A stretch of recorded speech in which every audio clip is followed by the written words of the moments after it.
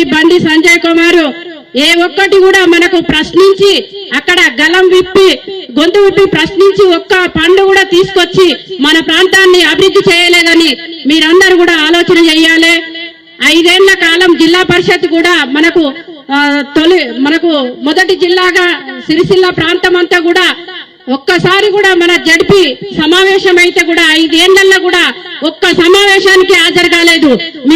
మీ పరిస్థితులు ఏంటి, మీ ప్రాంతం ఎలా అభివృద్ధి అయింది, మీకేం ఫండ్ వస్తున్నాయి, మీకేం వస్తలేవు అని ఒక్కసారి కూడా జిల్లా పరిషత్ కు అటెండ్ కాకుండా ఆలోచన చేయకుండా మీకేమొస్తుంది అని మమ్మల్ని ఒక్కసారి కూడా వచ్చి అడగలేదు. కాబట్టి మనకు అడిగే నాయకుడు, గలం విప్పే నాయకుడు, మంచి విద్యావంతుడు కాబట్టి మన ప్రాంతానికి అభివృద్ధి చేసే నాయకుడు కావాలి. కాబట్టి ఇవాళ మీ అమూల్యమైన ఓటును ఆలోచించి కారు గుర్తు పైన వేయాలి. మే 13 నాడు మంచి మెజార్టీ ఇవ్వాలి.